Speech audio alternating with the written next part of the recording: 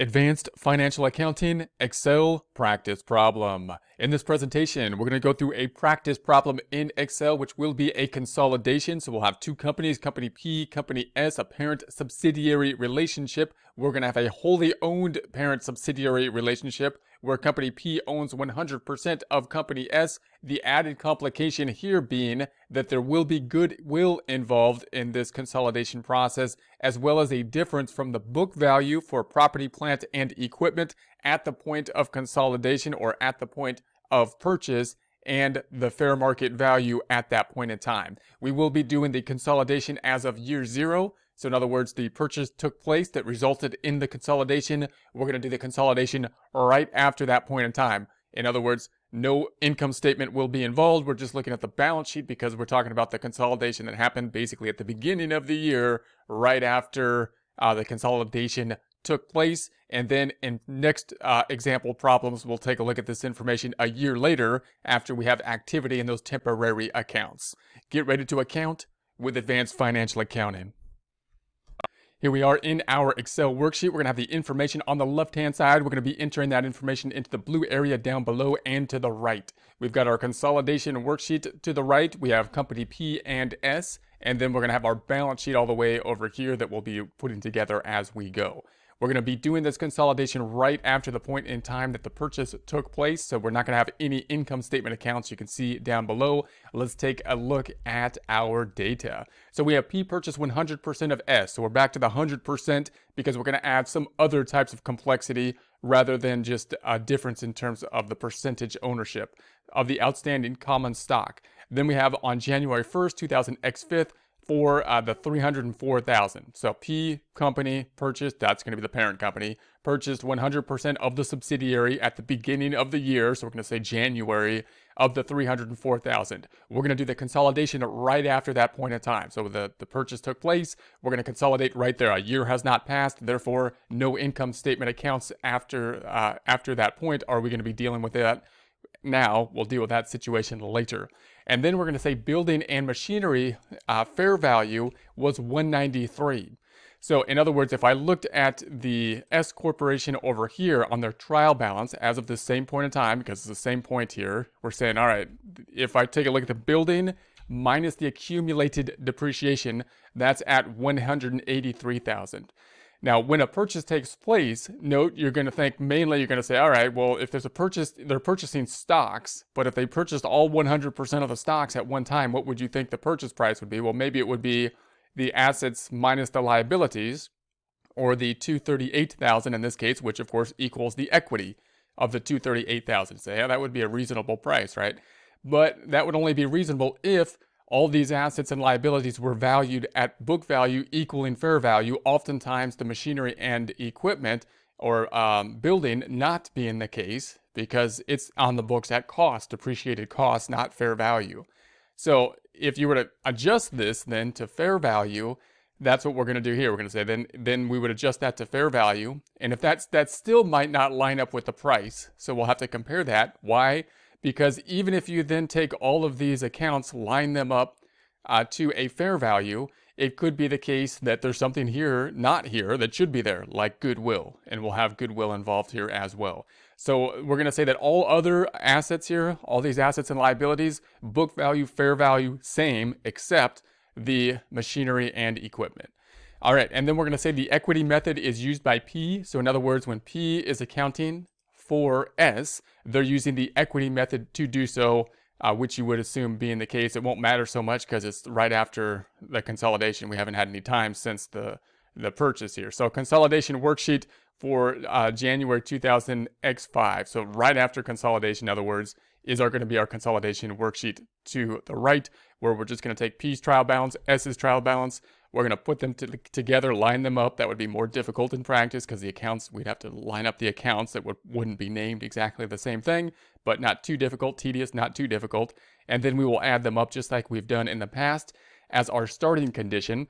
Then we will move from there. Let's first do a little calculation down below here in terms of figuring out whether we have goodwill involved. So note, if I take the fair value at the purchase of S, we're going to say, okay, well, what's the fair value of S, if we're saying that P purchased 100% for $304,000, then what, if I was to value S at the fair value, what would that be? Well, we would say, okay, well, that means it's got to be assets minus the liabilities of the 238,000. However, then plus we have to say that this amount, the building minus the accumulated depreciation, 183, is really valued at the 193, so 10,000 more.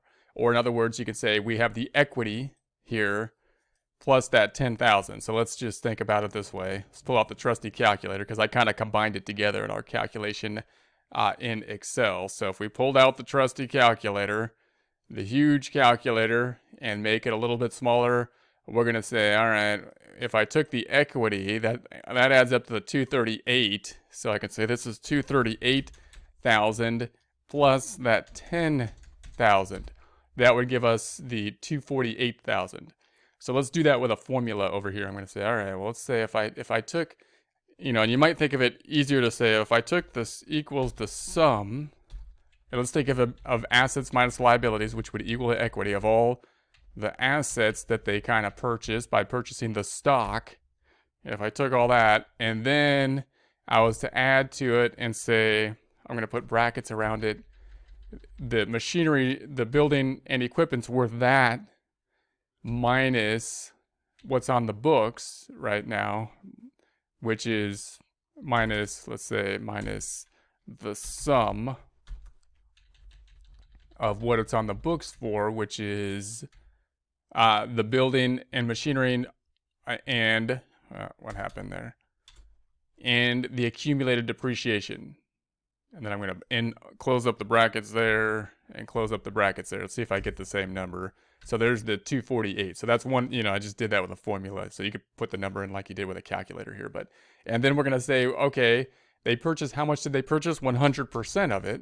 So they purchased 100%. So you'd think then the payment would be for the 248.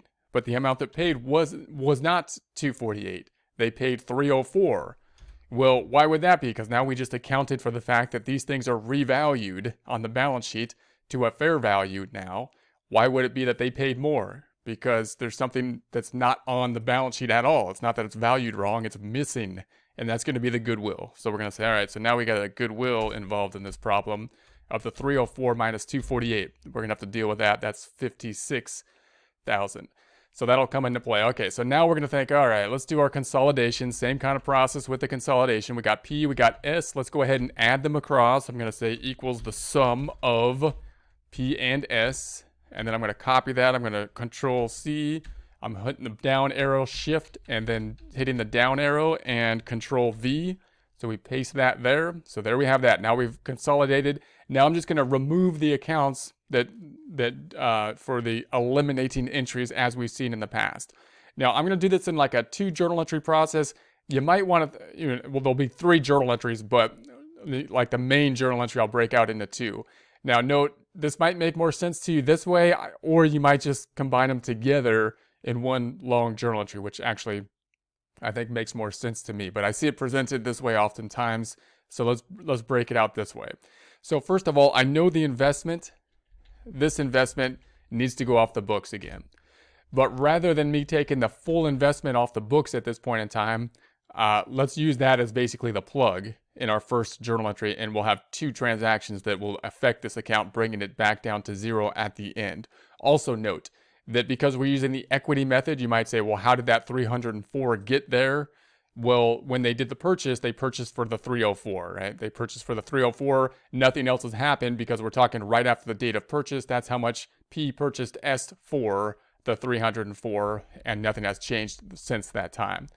All right, so we have the 304. Now, the other one other side of the investment you can think about is we're gonna have to reverse out S's equity section completely. So S's equity section needs to go away. So let's think about that first. I can say, all right, S's equity section is gonna go away. So I'm just gonna say let's debit the common stock. Let's debit the retained earnings, and then I'm gonna say the negative of the common stock, and the negative of the retained earnings for S. And let's just make that our first journal entry and then put the plug over here in the investment in S. That doesn't mean the investment in S will be correct right now, but we're going to do a two-step kind of process here. So this is going to be the negative sum, or in other words, if I was to add these two up, that would be the 238. Now I put in the credit on top because, again, I think it's, if I was to go from top to bottom, this is the one I would first think about. So if that looks funny to you, you want to reverse it, put the debits on top, that's fine. If it makes more sense to you to construct it this way, I would do it that way, because making more sense is more valuable to me than making it, pretty with the debits on top. Okay, so then the common stock over here, we're going to be posting this out. So notice again, the investment didn't go down to 0. So it didn't go down to 0 because we're going to do this in a couple step process. And then we're going to have the common stock down here. So the common stock is going to go away for S at least. So we're going to say, all right, common stock. So it was at the 283, the 94, that's the 375. Then we're taking away the 94 to get back to that 281, which is for P. Then we're going to do the same for the retained earnings. So the retained earnings down below, we're going to put that in L13 equals, and we'll scroll on up to that 144,000. 144,000. So we're at the 393 plus the 144 is the 537. Removing the 144, bringing us back down to the 393.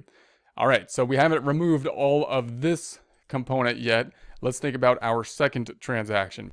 Now, in the second transaction, I'm going to think, okay, I need to basically get rid of the rest of this investment in S account. That's how I would basically think about that. What is in there right now?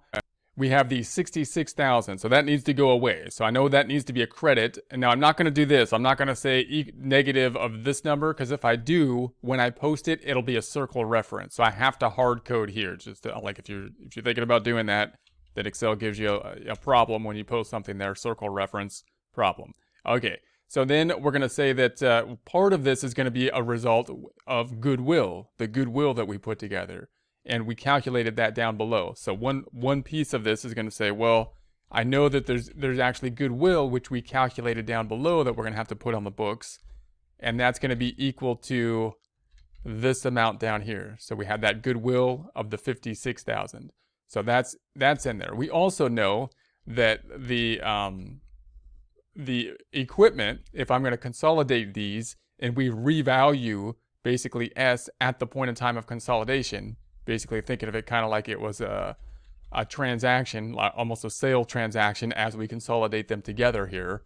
We're going to say, all right, also, this building should be valued 10,000 higher, because that's part of like the negotiation price that took place, basically when the 100%, was purchased. So really, and so that calculation, you'll recall, is going to be equal to this amount, the building amount here, minus the sum of these two guys. And closing that up, there's the 10,000. So the 10,000 and the 56, that's the difference, this other 66. So in other words, in our prior transactions, this top journal entry would have basically cleared everything out if we had purchased for book value and none of S's accounts were on a fair value and there was no goodwill involved. Now we're taking two journal entries and saying that's what would have been there, but now there was goodwill involved because their purchase price was for something higher than the book value, even taking into consideration the fact that we revalued, or we're going to revalue right now, the building and machinery at what we think is the market value at the point in time the consolidation took place. All right, let's post this. We're going to scroll back on over. Now we're going to remove the rest of the investment account. So we're going to scroll on over to L5. I'm going to say F2 plus F2. And then go on back to that 66,000. That'll bring it down to 0. Then we have the goodwill. So we're going to go down over to the goodwill in L9 equals. And we're going to be picking up that 56,000. So now we've got goodwill is on the books. Goodwill is now on the books. And then we're going to say that the machinery or the building, we're going to actually increase the building here. So I'm going to say this equals an increase in the building. Now we're representing the building basically at the fair value at the point in time the consolidation took place. You can see that starts to get confusing right there, right?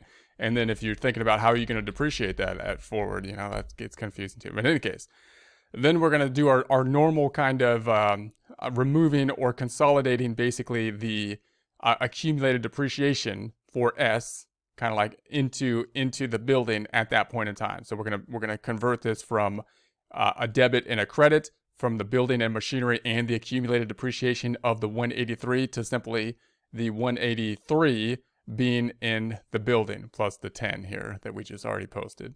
So we're going to say, all right, in other words, we're going to get rid of the accumulated depreciation at this point, at the point of time of the purchase. So we'll say the accumulated depreciation, that it's going to be debited, and we're going to be crediting the building and machinery. And that's going to be for the amount of, we'll say, negative of that 65,000 to make it go away. Let's go ahead and post this now. So we've got the 65,000 here. I'm going to scroll on over. We are in L8. I'm going to say equals. We're going to pick up that 65 right there. Okay, and then so we've removed this 65, and then we've added, and that's it. So there's the 1, and then we're going to go up top, and I'm going to say F2 plus F2, and then we're going to be picking up the 65 here, decreasing the building and machinery. So we, in essence, again, removed the accumulated depreciation for S and combined it into the building as we've seen in prior presentations. So then we have our consolidated items over here. The new things within the consolidated item being the machinery and the building now being adjusted to basically account for the fair value at the point in time of consolidation at the purchase point, at the time of purchase during this consolidation process, that those points being the same right now. And then we also have goodwill now being a new thing involved, that being the fact that P purchased S common stock for more than not only the book value, but the book value revalued to fair value. In other words, we revalued the books into fair value by adjusting the one item that wasn't in fair value, and then we accounted for that, and they still paid more than that fair value, and that is the calculation of goodwill. If we were to consolidate this into a balance sheet, it's nothing too unusual here, right? Because we're just going to say we got the assets, but the new asset here being goodwill, and now we're just consolidating out this information as it is shown here, including the adjustments we made to the building, machinery, and accumulated depreciation. And the equity section is fairly straightforward because, once again, they were 100% owned, so we don't have that non-controlling interest to worry about down here.